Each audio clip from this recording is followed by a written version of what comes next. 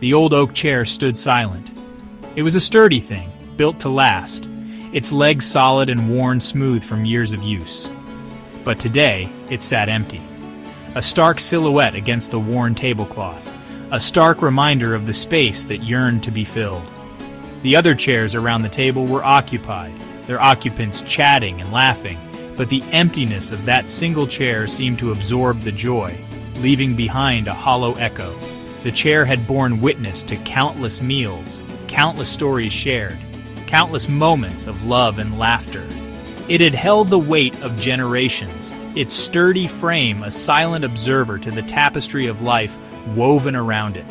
But today, it stood as a symbol of absence, a poignant reminder of a presence deeply missed. The candlelight flickered, casting dancing shadows on the table, its soft glow unable to penetrate the emptiness that seemed to emanate from the vacant seat. The chair seemed to hold its breath, waiting, hoping for a return, a reunion that would chase away the shadows and fill the emptiness with warmth and light once more.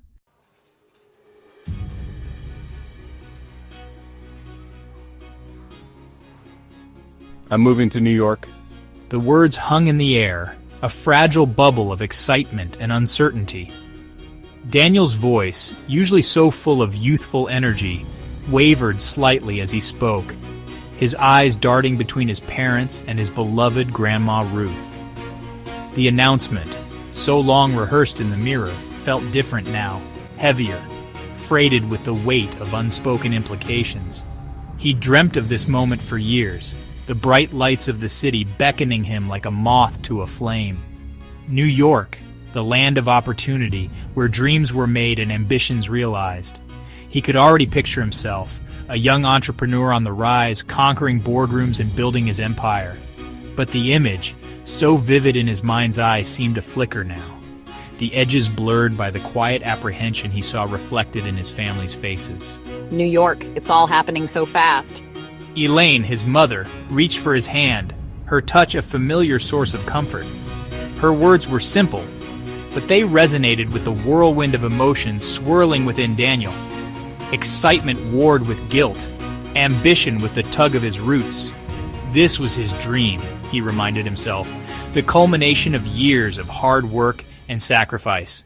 And yet, as he met his mother's gaze, he couldn't shake the feeling that he was leaving something precious behind.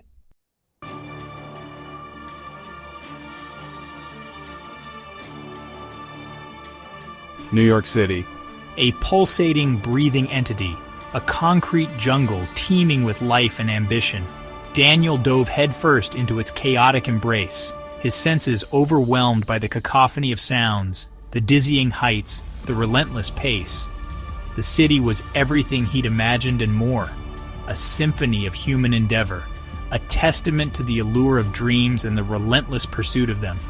Days blurred into nights, his small apartment becoming a temporary haven amidst the constant motion. He threw himself into his work, fueled by endless cups of coffee and the burning desire to prove himself. He'd painstakingly crafted his business plan, poured his heart and soul into his pitch, and now, surrounded by a small but dedicated team, he was beginning to see the fruits of his labor take root. The city had a way of both amplifying and diminishing everything.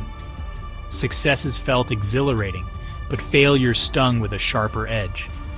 Loneliness, a whisper in the background, could morph into a deafening roar in the quiet moments, usually late at night when the city that never slept finally seemed to catch its breath.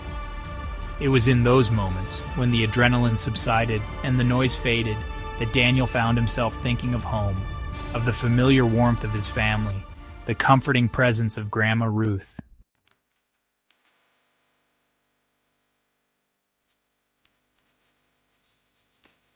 The early days were a blur of long hours, fueled by ambition and an almost feverish energy.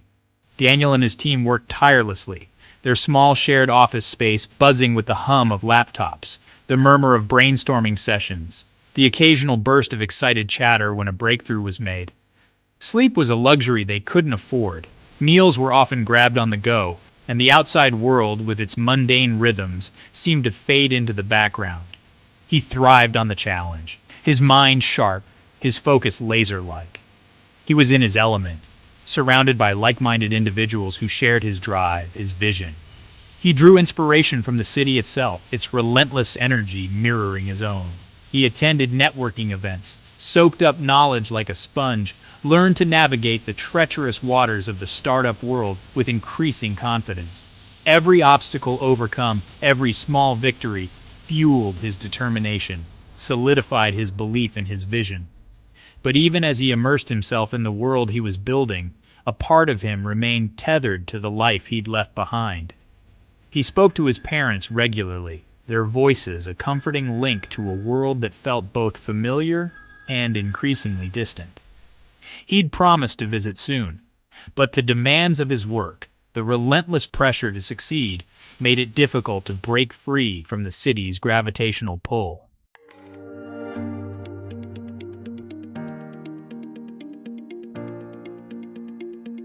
The first major breakthrough came unexpectedly, a surge of interest in their product that caught them off guard. An article in a prominent tech blog, followed by a flurry of social media buzz, and suddenly they were on the radar. Investors came calling, eager to be a part of the next big thing. I found myself thrust into the spotlight, my once niche project now the talk of the town. I navigated the sudden attention with a mixture of excitement and trepidation. Interviews, presentations, negotiations. It was a whirlwind of activity, and I was at the center of it all. He drew on his innate charisma, his ability to articulate his vision with infectious enthusiasm. He watched in awe as his company, once a fledgling startup operating on a shoestring budget, began to grow, to attract top talent, to garner recognition and accolades. The taste of success was intoxicating, addictive. I reveled in the validation, the knowledge that I was on the right track, that my gamble was paying off. My phone buzzed constantly with messages of congratulations, invitations to exclusive events, offers I would have once only dreamt of receiving. I was living the dream, exceeding even my own expectations. But in the quiet moments, a nagging doubt began to creep in, a whisper that questioned the cost of his achievements.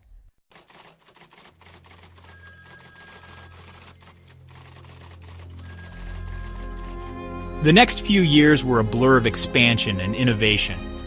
Daniel poured himself into his work, his ambition a relentless driving force. He assembled a team of brilliant minds, attracted by his vision and his company's growing reputation. I oversaw every aspect of the business, from product development to marketing, my mind constantly churning with new ideas, new strategies to stay ahead of the curve. Our logo became ubiquitous, our product a household name. I graced the covers of business magazines, my story touted as an example of entrepreneurial spirit and millennial success. Awards lined the shelves of his new, spacious office, each one a tangible reminder of how far he'd come. He'd built an empire, brick by brick, fueled by his unwavering belief in his vision and his own relentless drive. I was living a life most people only dreamt of: private jets, exclusive parties, influential connections. I was courted by celebrities and politicians, my name whispered in the corridors of power. But amidst the opulence and adulation, a hollowness began to settle within him, a growing disconnect between the life he was living and the values he held dear.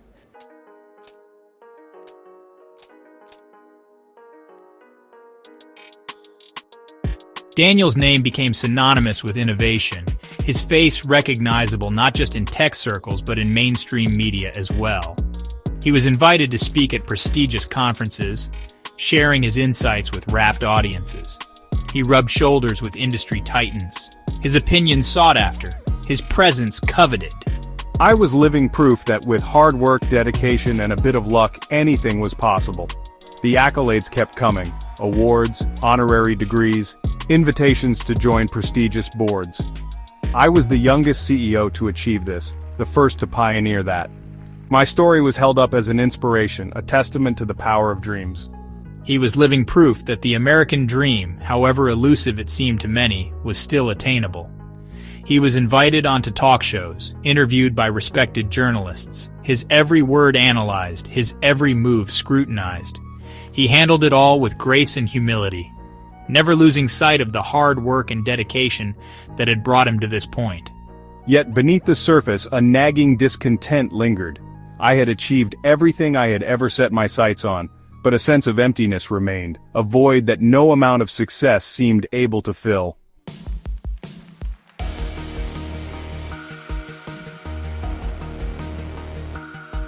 Success, Daniel soon realized, was a double-edged sword. It brought with it recognition, wealth, and influence, but it also fueled a constant hunger for more, a relentless pressure to outdo himself, to reach ever greater heights. The goalposts kept shifting, the finish line always just out of reach. I was caught in a perpetual cycle of striving, of pushing myself to the limit, of chasing a fleeting sense of fulfillment that always seemed to elude my grasp. He surrounded himself with people who spoke the language of success, who mirrored his own ambition and drive. He attended lavish parties, rubbed shoulders with the elite, but the conversations felt hollow, the connections superficial. I had achieved a level of success that most people could only dream of, yet I felt strangely isolated, adrift in a sea of familiar faces that held no real meaning for me. He sought solace in the familiar comforts that his wealth could provide: luxurious vacations, expensive gadgets, designer clothes. But these material possessions, while providing a momentary distraction, did little to assuage the growing sense of emptiness within him.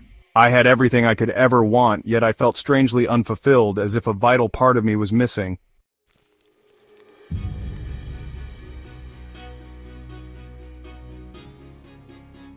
The relentless pace of his life took its toll.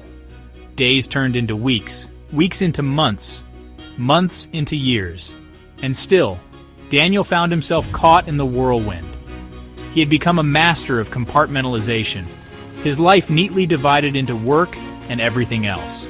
Family, friends, even my own well-being took a back seat to the demands of my ever-expanding empire. My conversations with my parents became less frequent, our phone calls often reduced to brief exchanges, dominated by my hectic schedule and their understanding nods. He sent gifts on birthdays and holidays, a poor substitute for his presence, but a tangible reminder that he hadn't forgotten them entirely. The guilt gnawed at him, a persistent ache in the back of his mind, but he pushed it aside, telling himself that he was doing this for them, that his success would ultimately benefit them all.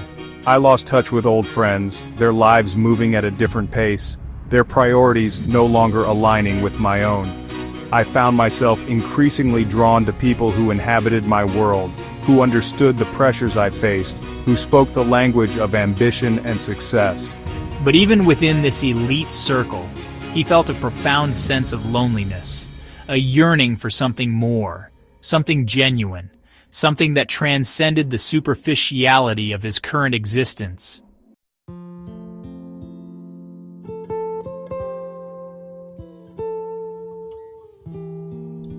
In the quiet moments, when the city's relentless energy waned and the weight of his own ambition pressed down on him, Daniel found himself thinking of Grandma Ruth. He could almost hear her voice, soft yet firm, her words echoing in the corridors of his mind. Success is only sweet when there's someone to share it with.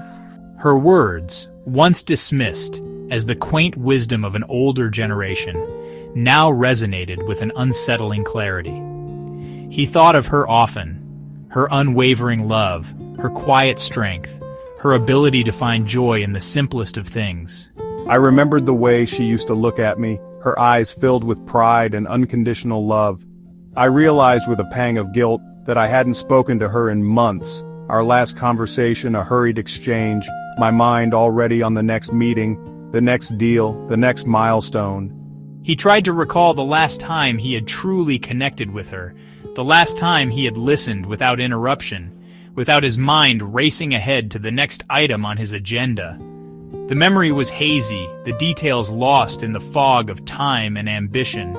I realized with a sinking feeling that I couldn't remember the sound of her laughter, the warmth of her embrace, the scent of her perfume. I had allowed the distance, both physical and emotional, to erode the bond we had shared, and the realization filled me with a profound sense of loss.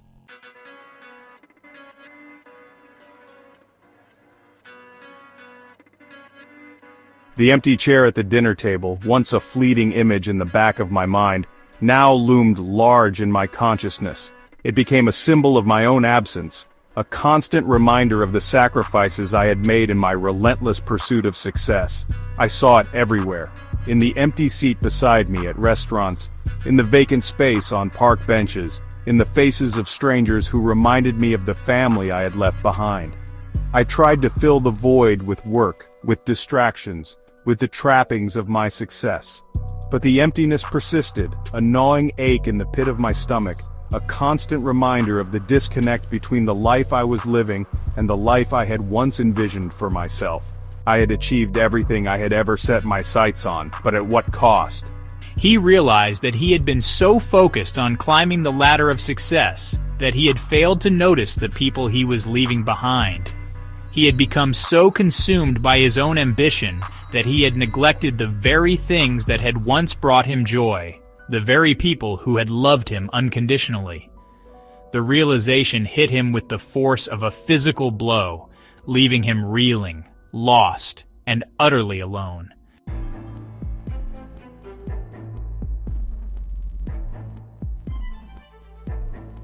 The phone call came on a Tuesday morning, shattering the illusion of invincibility that I had so carefully constructed around myself. My assistant put the call through, her voice unusually subdued, her expression a mixture of concern and pity. It was my father, his voice choked with emotion, the words tumbling out in a rush, each one a hammer blow to my carefully constructed reality. Grandma Ruth was gone. The news hit me like a physical blow, knocking the air from my lungs, stealing my breath, stopping my heart. I stumbled back, my hand instinctively reaching for support that wasn't there. The world around me, once so familiar, so predictable, dissolved into a swirling vortex of noise and confusion. I couldn't breathe, couldn't think, couldn't process the enormity of what I had just heard. Grandma Ruth, the one constant in his life, the one person who had loved him unconditionally, who had believed in him even when he doubted himself, was gone. And in that moment, as the realization crashed down upon him with the full weight of his own neglect, Daniel finally understood the true price of his success. He had achieved everything he had ever desired, but in the process, he had lost something far more precious, something that no amount of money, power, or recognition could ever replace.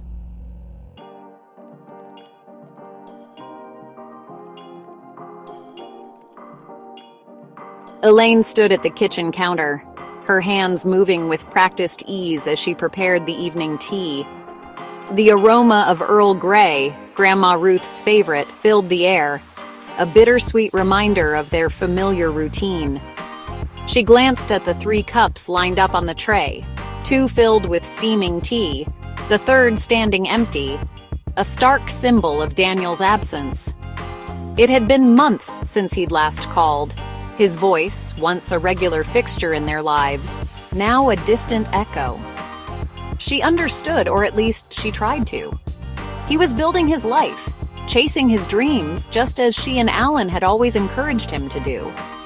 But understanding did little to quell the quiet ache in her heart. The longing for his presence, the sound of his laughter, the warmth of his embrace. She carried the tray into the living room, placing it on the coffee table before settling into her usual armchair. Alan sat opposite her, his newspaper folded in his lap, his gaze fixed on some distant point beyond the wall. He'd grown quieter these past few months, his usual jovial demeanor replaced by a contemplative silence that spoke volumes. They both felt it, the shift in their family's dynamic, the weight of unspoken words hanging heavy in the air.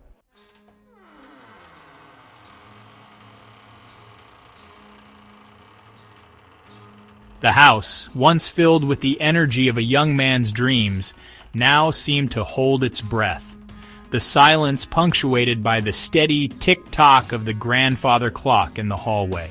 I find myself listening for the phone to ring, my heart leaping with a mixture of hope and dread every time it does.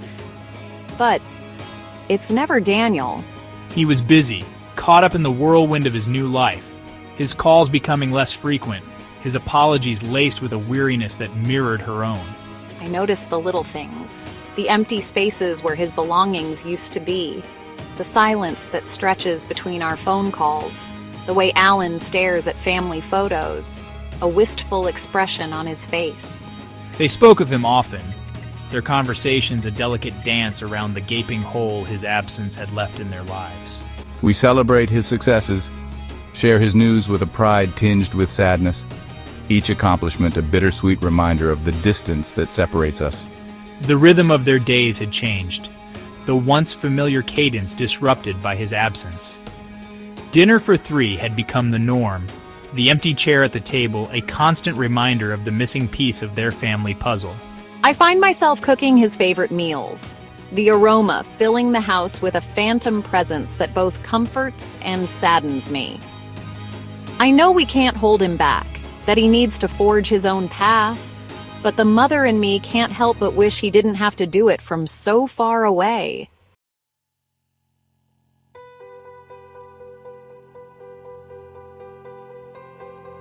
Grandma Ruth, her frail hand resting on the armrest, watched Elaine with a knowing sadness in her eyes. I've raised 4 children of my own, seen them leave the nest and build their own lives. I know the bittersweet ache of a mother's heart. She understood Daniel's ambition, the allure of a world beyond their small town, the intoxicating pull of dreams waiting to be realized. But I also know the importance of roots, the unbreakable bond of family, the irreplaceable value of shared moments and cherished memories. She thought of Daniel often, his infectious laughter echoing in the quiet corners of her memory. I picture him as a young boy, his eyes bright with curiosity, his pockets overflowing with treasures found and imagined. I remember his teenage years, the awkwardness, the triumphs, the heartbreaks, all navigated with our unwavering love and support. He'd always been a good boy, kind and compassionate, with a heart full of dreams and a determination that both inspired and worried her. I miss our talks, our shared cups of tea, his animated retellings of his latest ventures. I've always been his confidant, his cheerleader, the keeper of his secrets, and the soother of his worries. But the miles between them had stretched their conversations thin, their phone calls becoming less frequent, their topics carefully chosen, the silences speaking volumes. I know he's busy, but a part of me can't help but feel that he's slipping away, the distance between us widening with each passing day.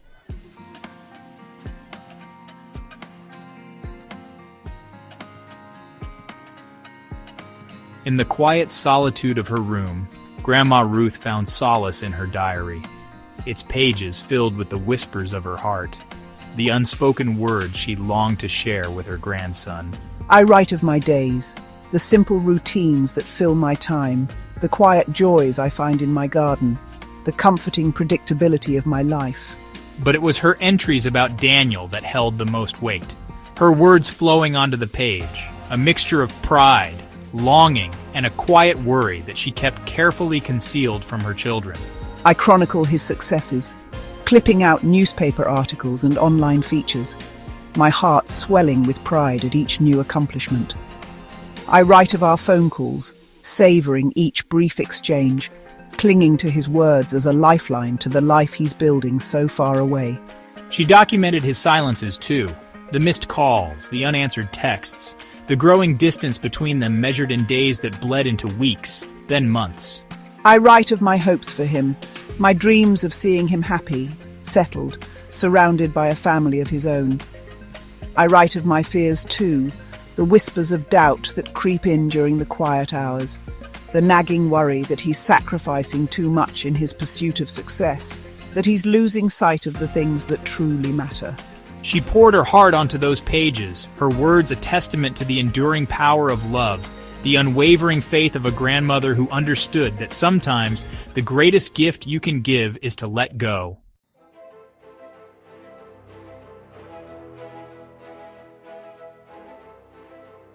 Elaine and Alan exchanged worried glances across the dinner table, their unspoken questions hanging heavy in the air.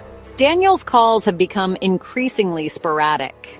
His voice, once brimming with youthful enthusiasm, now laced with a weariness that betrays the toll his hectic life is taking. He speaks of deadlines, of pressure, of the relentless demands of his work. His words tumble out in a rush as if he can't wait to end the conversation. They tried to piece together the fragments of his life from his hurried updates, their imaginations filling in the blanks, their hearts aching with a mixture of pride and concern. We see glimpses of his world through social media. His smiling face in photos at industry events, his name linked to articles touting his success, his company's logo a ubiquitous symbol of his achievements. But behind the polished facade, we sense a hollowness, a disconnect between the life he is living and the son we know he is at heart. They spoke of him often, their conversations a delicate dance between their pride in his accomplishments and their growing unease at his increasing distance. We reassure each other that he is young, that he is finding his way, that this is all part of the process. But our reassurances ring hollow, our words unable to mask the worry that gnaws at our hearts. They missed him, more than words could express. And the fear that they were losing him, slowly but surely, cast a long shadow over their lives.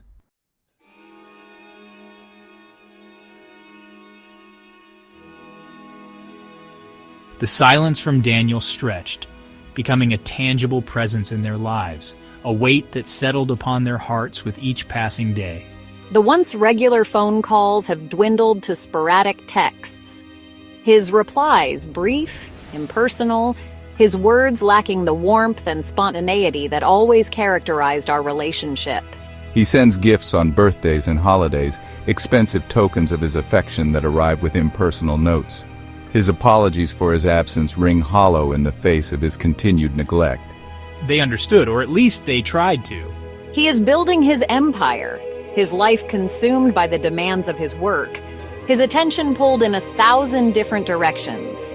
But understanding does little to ease the pain of his absence, the growing chasm between us widening with each unanswered call, each unreturned message, each missed opportunity for connection. The silence became a deafening roar in the quiet hours, amplifying their fears, fueling their anxieties. We lie awake at night, our thoughts racing, our hearts heavy with unspoken worries. We imagine him alone, lost in the labyrinth of his success, surrounded by people who know the price of everything and the value of nothing. They prayed for him, for his well-being, for his happiness. Their pleas whispered into the darkness, their voices trembling with a mixture of hope and despair. The silence has become a barrier, impenetrable and suffocating, separating us from the son we love, the grandson we cherish. The young man we fear is slipping away from us, piece by piece.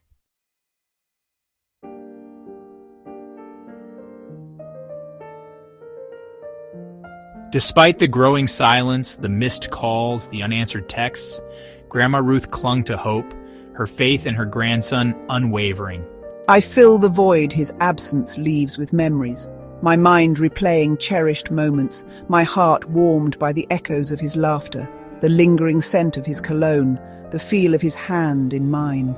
She refused to believe that the ambitious young man who had left their home with a heart full of dreams was truly gone, replaced by a stranger who measured success in dollars and cents, whose life was ruled by deadlines and bottom lines. I speak of him often, my voice animated, my eyes sparkling with pride as I recount his achievements, my faith in his goodness unshaken. She brushed aside their concerns, her optimism a shield against the doubt that threatened to engulf them. I speak of his imminent return, of family gatherings, of shared meals, my words a balm to their wounded hearts, a beacon of hope in the gathering darkness. She refused to acknowledge the empty chair at the dinner table, her unwavering belief in his eventual return a testament to the enduring power of love, the unwavering faith of a grandmother who knew in her heart that he would find his way back to them, that the boy she had raised, the young man she loved, was still there, buried beneath the weight of his success, waiting for the right moment to resurface.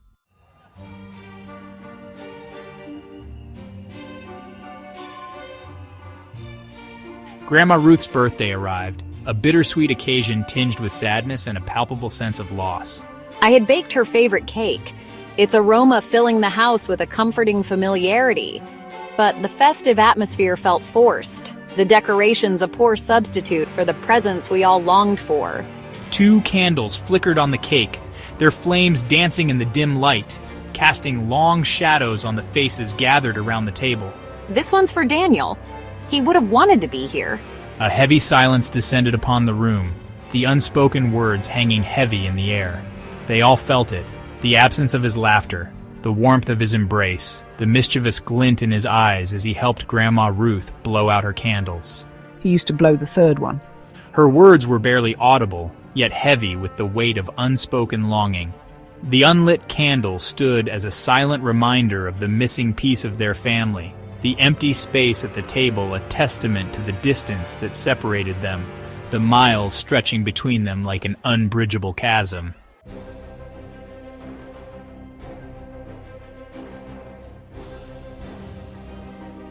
The red light on the answering machine blinked insistently, a silent summons that drew Elaine's attention. She pressed the playback button, the familiar whir of the tape a prelude to the sound of Daniel's voice, his tone apologetic. His words rushed, his message a familiar litany of deadlines, of meetings, of apologies for his absence. He sounded tired, his voice lacking the youthful energy that had always been his trademark. She listened to the message again and again, clinging to the sound of his voice, her heart aching with a mixture of love and frustration. It wasn't the conversation she craved, the heartfelt connection she yearned for, but it was something, a tangible reminder that he was out there, that he hadn't forgotten them entirely. She carried the answering machine into the living room, placing it on the coffee table, a silent invitation for Alan and Grandma Ruth to share in this small sliver of connection. They listened to the message together, their faces etched with a mixture of emotions, longing, disappointment, a flicker of hope that perhaps, just perhaps, this was a sign that he was thinking of them, that he missed them as much as they missed him. The message ended, the silence returning, amplified by the echo of his voice, the weight of his absence settling over them like a shroud.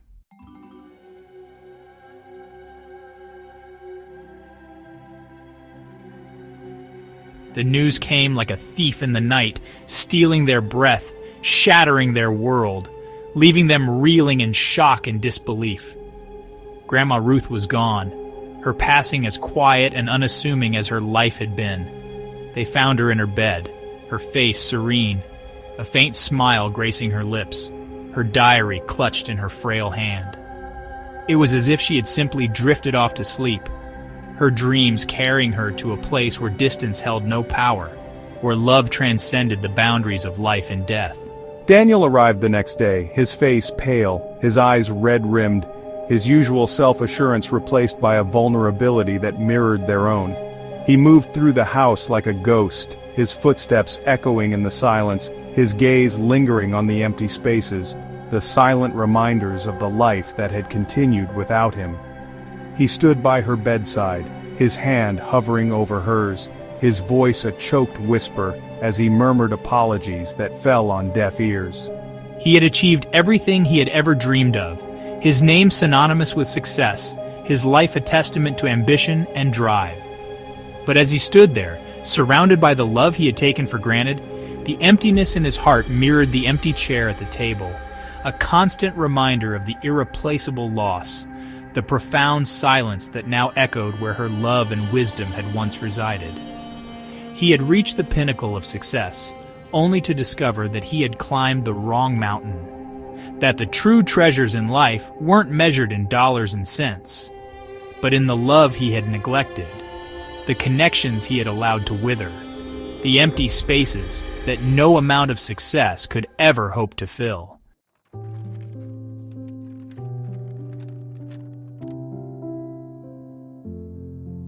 The calendar page turned, revealing a date circled in red, a date etched in Grandma Ruth's memory, a date that seemed to slip Daniel's mind entirely. It was her birthday, a day that had always been a celebration of family, of togetherness, of the unbreakable bond they shared. But this year, the day dawned with a heavy silence. The phone remained silent. The expected call never came. Alan, he didn't call, not even a message. I know, Elaine, I know. We tried to prepare her, didn't we? Told her about his schedule, the pressures of his work. It's all right, really. He's busy. He'll make it up to me. Elaine and Alan exchanged worried glances, their hearts heavy with a mixture of disappointment and a growing concern for their son. They'd tried to prepare Grandma Ruth, gently reminding her of Daniel's demanding schedule, the pressures of his work, the possibility that he might not be able to call. But their words rang hollow, even to their own ears, their attempts to shield her from the truth, failing to mask the sting of his forgetfulness. Don't worry about me. Daniel's got a lot on his plate. He'll remember next time. But behind the brave facade, a deep sadness settled in her eyes, the unspoken question lingering in the air like a stifled sob. How could he forget? How could the demands of his new life eclipse the importance of family, of the woman who had loved him unconditionally, who had always been his biggest supporter, his most ardent cheerleader?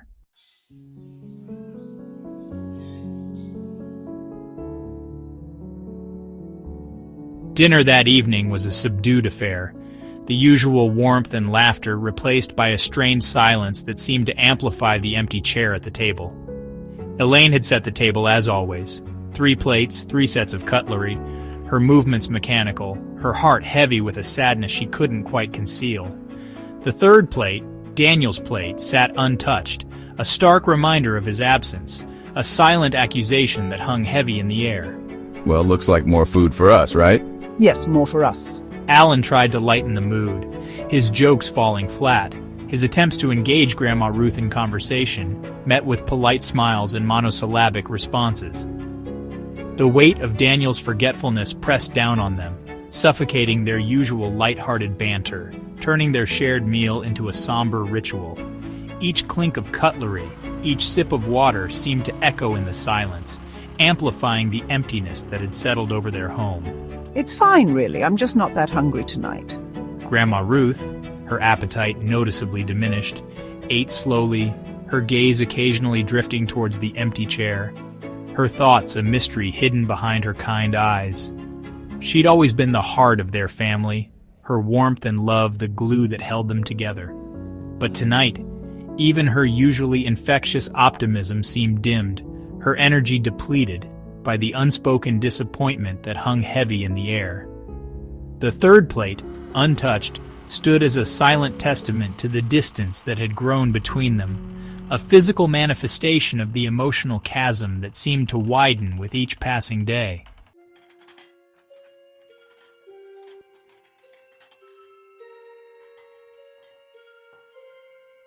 Later that evening, as Elaine cleared the dinner table, her movements weary, her heart heavy, she overheard a conversation between Alan and Grandma Ruth, their voices hushed, their words tinged with a mixture of sadness and resignation.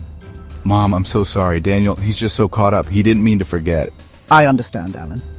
He's got dreams, ambitions. I didn't think he'd forget today. Alan, his arm around his mother's frail shoulders, his voice a low rumble, tried to reassure her, his words stumbling over unspoken apologies, his attempts to explain away Daniel's forgetfulness sounding hollow even to his own ears. Grandma Ruth, her voice a mere whisper, her gaze fixed on a faded family photo, murmured her understanding, her words laced with a quiet sadness that belied her brave facade. He's always been so driven. I just wish... Well, it's all right. I love him, no matter what. She spoke of Daniel's dreams, his ambition, the all-consuming nature of success. Her words a testament to her unwavering love for her grandson, her willingness to forgive even when forgiveness seemed impossible. But even as she spoke, Elaine detected a subtle shift in her demeanor, a fragility that hadn't been there before, as if the weight of his forgetfulness had chipped away at her usual resilience, leaving her vulnerable and exposed. Oh, Daniel, what are you doing to us? Elaine, her own heart aching for her son and her mother-in-law, retreated to the kitchen, the clatter of dishes a poor disguise for the tears that welled up in her eyes. She understood the demands of success, the allure of ambition, the intoxicating pull of a world that seemed to offer endless possibilities.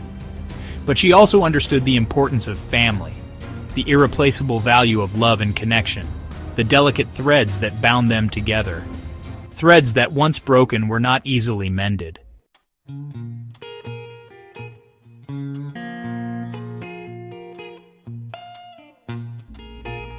Days turned into weeks, the silence from Daniel stretching, becoming a tangible presence in their lives. His calls remained infrequent, his texts sporadic, his apologies for his absence ringing hollow in the face of his continued neglect. He promised to make it up to me, to send a belated birthday gift. His words were a balm to my wounded heart, a promise that kept hope flickering despite the growing distance between us. But the gift never arrived. Grandma Ruth, ever the optimist, made excuses for him, her faith in her grandson unwavering. It's probably just a mail delay, or maybe the package got lost. Her voice a touch too bright. Her attempts to mask her disappointment both heartbreaking and admirable. She refused to acknowledge the possibility that he might have forgotten, that the demands of his new life had eclipsed the importance of keeping his promise, that the boy she had raised, the young man she loved, was slipping further and further away from her grasp. We watched as Grandma Ruth's hope slowly dwindled, replaced by a quiet resignation that was even more painful to witness. We encouraged her to reach out to Daniel, to remind him of his promise, but she refused. Her pride prevented her from begging for his attention, her love for him too pure, too unconditional to demand anything in return. The unfulfilled promise, like the empty chair at the table, became a constant reminder of his absence, a silent accusation that hung heavy in the air, poisoning the well of their once unbreakable bond.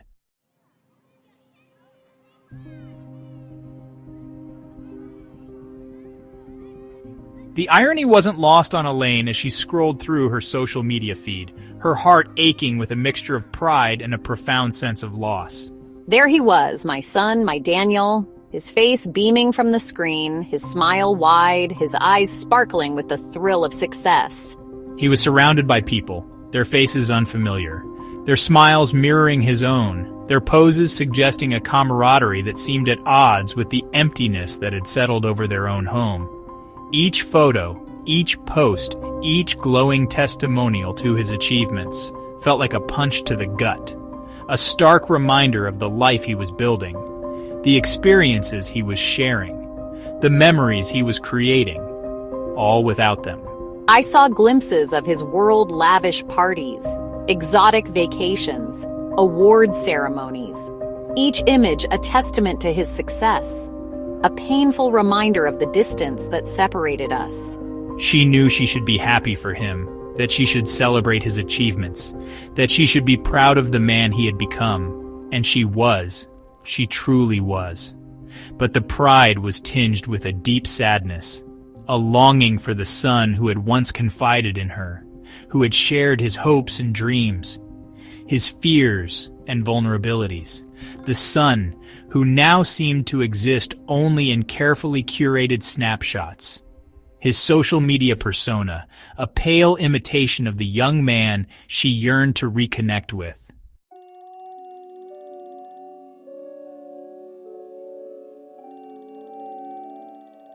The ringing phone became a source of both hope and dread, a constant reminder of the fragile thread that connected them to Daniel, a thread that seemed to grow thinner with each passing day. We clung to his calls, savoring each brief exchange, our hearts aching with a mixture of love and a growing sense of frustration. His conversations were dominated by work, his words rushed, his tone often distracted, his apologies for his absence offered as an afterthought, a perfunctory gesture that did little to soothe their wounded hearts. We tried to engage him, to share our lives, our news, our hopes and worries. But our attempts were often met with polite disinterest, his responses brief, impersonal, his mind clearly elsewhere. The missed calls, the unanswered texts, the unreturned messages, all added to the growing distance between them. A distance measured not just in miles, but in the ever-widening chasm of unspoken words, unshared experiences, and a growing disconnect that threatened to sever the ties that bound them together. The silence, once a source of anxiety, had become a familiar companion, a constant reminder of the space he had vacated in our lives. We'd learned to navigate our days around the emptiness, our conversations punctuated by a shared understanding of the unspoken loss, the bittersweet acceptance of a reality we were powerless to change. They loved him, they missed him, but they had come to realize that love, Even the deepest, most unconditional love couldn't bridge the distance he had created, the chasm that his ambition, his pursuit of success, had carved between them.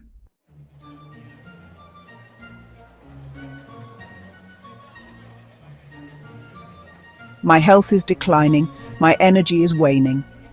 I find solace in my memories, my mind a treasure trove of cherished moments, of laughter and love, of a time when Daniel's presence filled our home with warmth and joy. I spend hours poring over photo albums, my wrinkled fingers tracing the outlines of his younger face, my eyes sparkling with a mixture of pride and a deep, abiding sadness. I recount stories of his childhood, his mischievous grin, his infectious laughter, my voice a soothing balm to the silence that has settled over our home. I share anecdotes of his teenage years, his struggles, his triumphs, my words painting a vivid picture of the young man he had been, the grandson I loved unconditionally, the memory of whom I cling to with a fierce determination. But even memories, as comforting and familiar as they are, can't withstand the relentless march of time, the gradual erosion of detail, the blurring of edges that come with the passage of years and the ache of his absence. I find myself struggling to recall specific events, the details fading like watercolors exposed to the sun, the colors losing their vibrancy, the images becoming hazy, indistinct. The realization that even memories, my most treasured possessions, are susceptible to the passage of time fills me with a deep sense of loss, a poignant reminder of the precious moments that are slipping away, just as he had.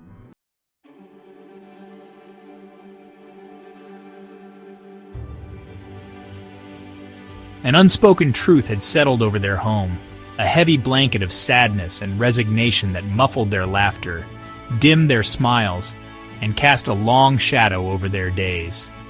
They spoke of Daniel less frequently now, their conversations carefully navigating around the gaping hole his absence had left in their lives. The pain of his neglect, the sting of his forgetfulness, had dulled with time, replaced by a quiet acceptance of the reality they were powerless to change. We've come to realize that his pursuit of success has come at a cost that we, his family, are left to bear. The missed calls, the unanswered texts, the forgotten promises all point to a truth too painful to articulate. A truth that whispers of a growing chasm between us, a chasm that no amount of love or longing can bridge. They still loved him, of course, their love as constant and unwavering as the tides. But the love was now tinged with a bittersweet sadness, a quiet understanding that their relationship had irrevocably changed, that the son, the grandson, who had once been the center of their world, now orbited a distant star, his light reaching them only in fleeting glimpses, his warmth a distant memory.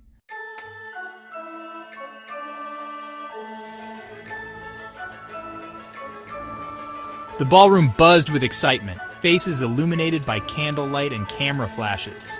My tuxedo is impeccably tailored, my smile practiced yet genuine.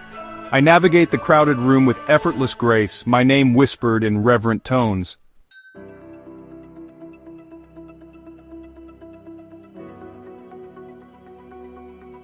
The award, a sleek crystal obelisk etched with his name, felt surprisingly heavy in his hands. As I raised it above my head, the spotlights caught the facets of the crystal, sending shards of light dancing across the room. He looked out at the sea of faces, their expressions a mixture of admiration and envy. In that moment, I was the center of their universe, a symbol of what was possible in a world driven by innovation.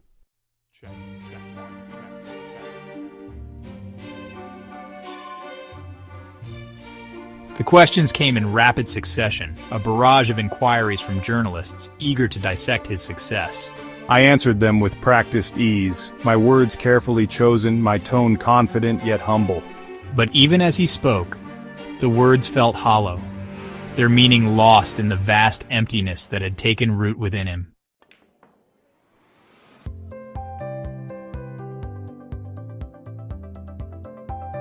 The after-party was a blur of flashing lights, pulsating music, and the clinking of champagne glasses. I exchanged pleasantries, posed for photos, my arm draped over the shoulders of investors and industry influencers. He should have been elated, but the joy eluded him, replaced by a growing sense of detachment. I excused myself, slipping away from the throng, finding a quiet corner on the balcony.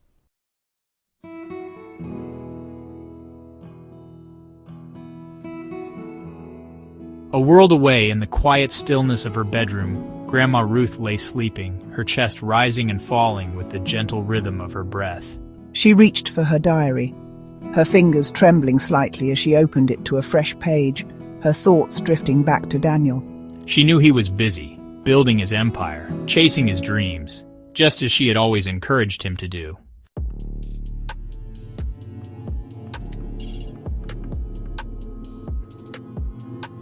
Her hand, guided by love and a lifetime of habit, moved across the page, her words a testament to the enduring power of memory.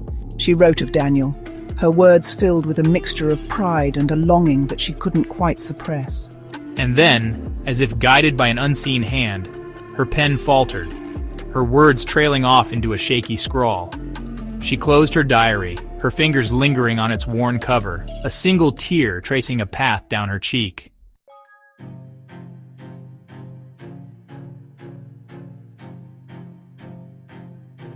The morning light, filtering through the curtains, brought with it a deceptive sense of normalcy. She glanced at the clock, her brow furrowing slightly as she realized that Alan was running late. She answered the phone, her impatience evaporating as she listened to the voice on the other end of the line. Grandma Ruth was gone.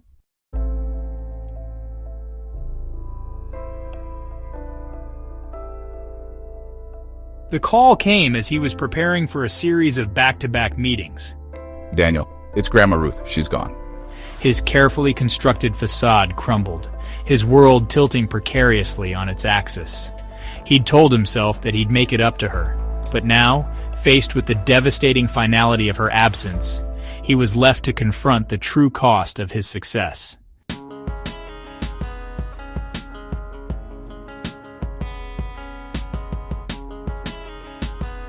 The flight back home was a blur of turbulence, both within the confines of the aircraft and the tempest raging within Daniel.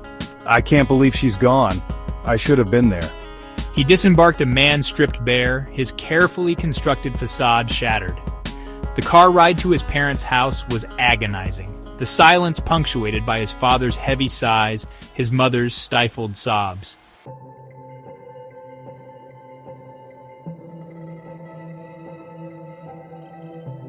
The house, once a sanctuary of warmth and laughter, now felt cold, the air thick with unspoken grief.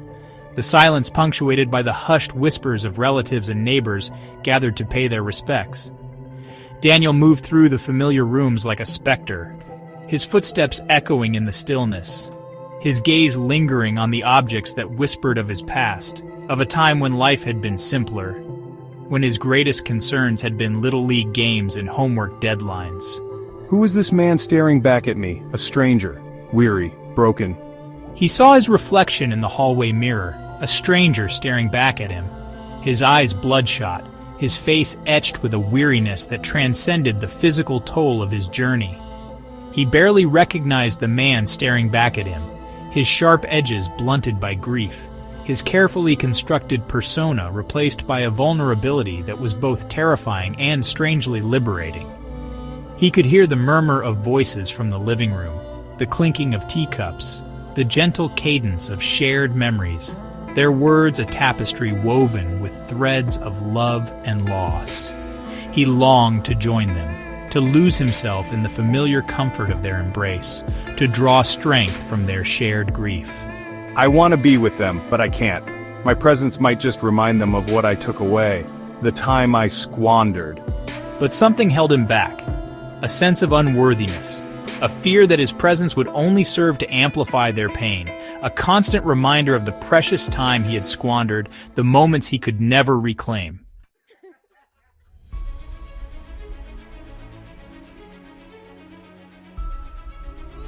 His parents greeted him with a mixture of relief and a quiet reproach that cut deeper than any words could have. Their embrace was a tangible expression of their love, their forgiveness offered without hesitation, their need for him, their prodigal son, palpable in the way they clung to him, as if trying to absorb his grief, to share the burden of his remorse. But their silence spoke volumes, their unspoken words echoing in the spaces between their carefully chosen phrases, their eyes reflecting the pain of his absence, the weight of their disappointment. He'd spent years honing his communication skills, mastering the art of persuasion, his words capable of swaying investors, inspiring employees, and captivating audiences. But in the face of their quiet sorrow, his eloquence deserted him, his carefully crafted phrases sticking in his throat, replaced by a stammering apology, a feeble attempt to articulate the depth of his regret, the shame that coiled like a serpent in the pit of his stomach.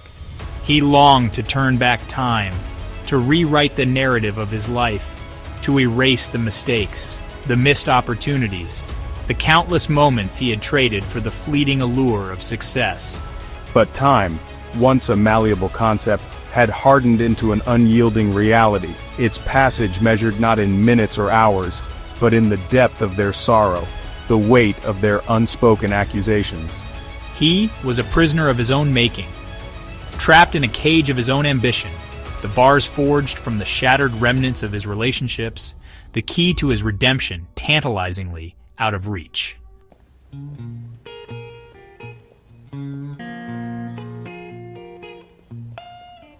His steps faltered as he stood at the threshold of his grandmother's room, the air thick with the scent of lavender and old books, the familiar aroma transporting him back to his childhood, to a time when her love had been a constant, a source of comfort and unwavering support. The room was a sanctuary, frozen in time, its contents a testament to her life, her passions, her unwavering devotion to her family. The rocking chair, its cushions worn smooth from countless hours spent knitting and reading, sat by the window, bathed in the soft glow of the afternoon sun. A half-finished quilt lay draped over the back of the chair, its vibrant squares a testament to her artistry, her ability to transform scraps of fabric into works of beauty and love. He could almost hear the gentle creak of the floorboards as she moved about the room, her footsteps as familiar as his own heartbeat. He stepped inside, his hand instinctively reaching out to touch the back of the rocking chair, the wood cool beneath his fingertips. It was as if she had just stepped out for a moment, her presence lingering in the air, a tangible reminder of the love that permeated every corner of her home. He closed his eyes, his senses overwhelmed by the memories that crowded his mind, the echoes of her laughter, the scent of her perfume, the warmth of her embrace. It was here, in this room, that he felt closest to her. The distance that had separated them in life momentarily forgotten, the pain of her absence momentarily eclipsed by the enduring power of their love.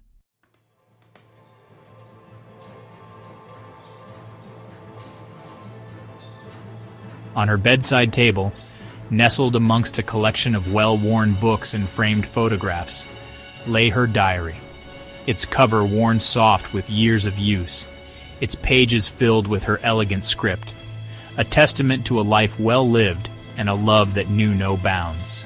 He'd always known about her diary, had occasionally glimpsed her writing in it, her brow furrowed in concentration, her pen moving across the page with a grace that belied her age. But he'd never felt compelled to read it, respecting her privacy, content with the knowledge that it held her thoughts, her dreams, her secrets. Now, drawn by a force he couldn't quite explain, he reached for the diary, his fingers trembling slightly as he lifted it from the table, its weight surprisingly substantial, as if it held more than just words and memories. He hesitated for a moment, his conscience pricking at the thought of violating her trust, even in death. But a profound need to connect with her, to hear her voice, to understand the woman who had loved him unconditionally, overwhelmed his reservations. He opened the diary to a random page, his eyes scanning the lines, her words a gateway into her world, her heart. She wrote of her daily life, the simple pleasures she found in her garden, the quiet joy of a shared meal, the comforting rhythm of her days. She wrote of her family, her love for them evident in every carefully crafted sentence, her pride in their accomplishments shining through her words. and she wrote of him, her grandson, her Daniel, her words filled with a mixture of love, pride, and a quiet sadness that tugged at his heartstrings.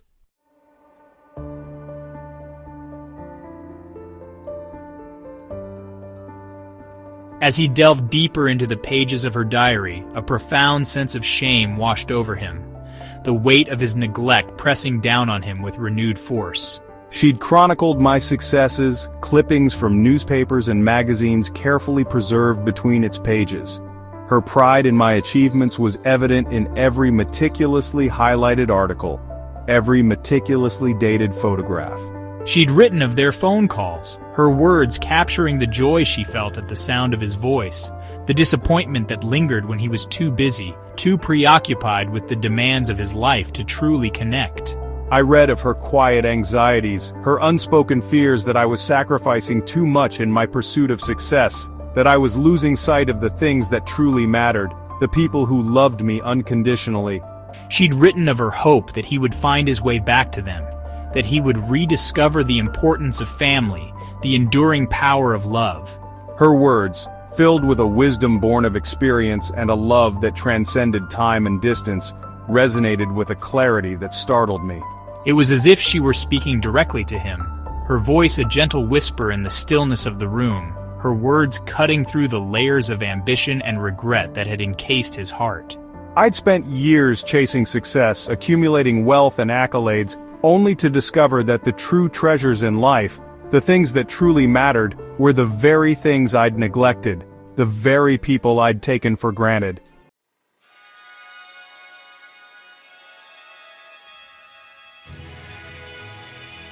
The empty chair was my penance, a constant companion on my journey of redemption. It was a symbol of his broken promises, his misplaced priorities, his failure to recognize the fragility of life, the fleeting nature of time. But the empty chair haunted my waking hours, invaded my dreams, a constant reminder of the precious moments I had squandered, the love I had taken for granted. He tried to outrun the image, to lose himself in the condolences of well-wishers, the platitudes offered by distant relatives, the familiar rituals of mourning. It was a physical manifestation of my emotional absence, a silent accusation that followed me like a shadow, amplifying my guilt, deepening my remorse. The empty chair became a symbol of his neglect, a constant reminder of the space he had vacated in their lives, the void that his ambition had created. I saw it everywhere, at the dinner table where my parents ate their meals in subdued silence, their faces etched with a grief they couldn't quite conceal. In the living room where relatives gathered to share memories and offer condolences, their voices hushed, their movements subdued. Even in the quiet solitude of Grandma's room, where the rocking chair sat empty by the window, bathed in the soft glow of the setting sun, the image of the empty chair, once a fleeting thought, a nagging reminder of his absence, now took on a haunting presence in his mind.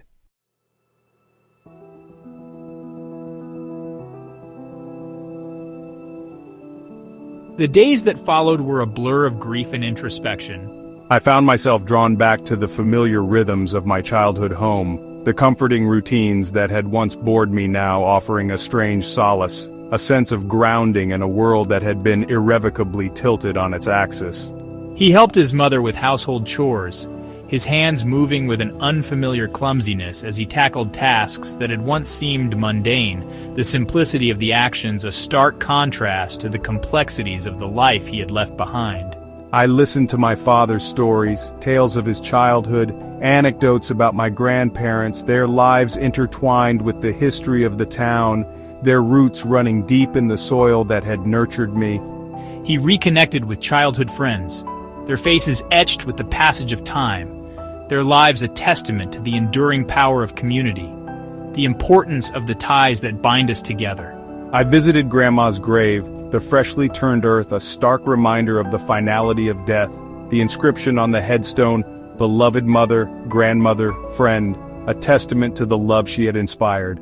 He stood there for a long time, his head bowed, his shoulders slumped with the weight of his remorse, the silence broken only by the gentle rustling of leaves in the wind. I spoke to her, my words whispered into the wind, a jumbled mixture of apologies, regrets, and a profound sense of loss that defied articulation.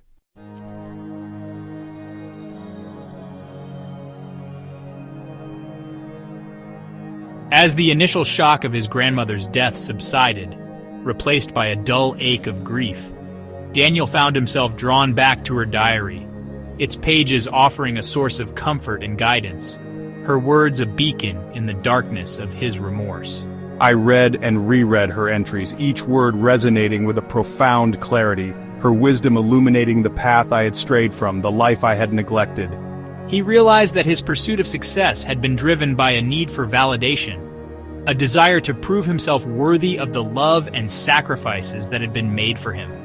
But in my single-minded pursuit of my goals, I had lost sight of the very people I had been trying to impress, the very people who had loved me unconditionally, who had always been my biggest cheerleaders, my most ardent supporters. He made a promise to her, a silent vow whispered into the stillness of her room, his words heavy with the weight of his remorse, the sincerity of his intentions. I would honor her memory by living a life that reflected her values, a life filled with love, compassion, and a deep appreciation for the preciousness of time. He would prioritize his family, nurture his relationships, and strive to make a positive impact on the world, not through the pursuit of wealth or accolades, but through acts of kindness, generosity, and love. I would become the man she always knew I could be, the man she had raised me to be.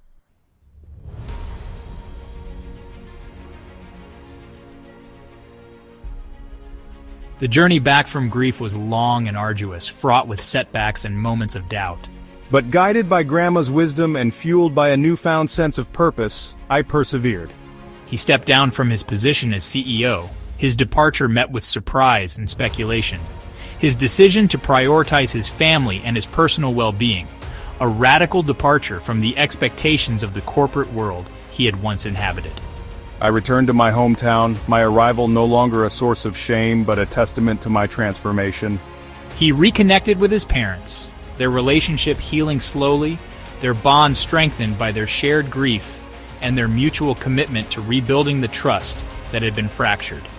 I spent time with my childhood friends, rediscovering the simple joys of our shared history, the importance of community, the enduring power of laughter and shared experiences.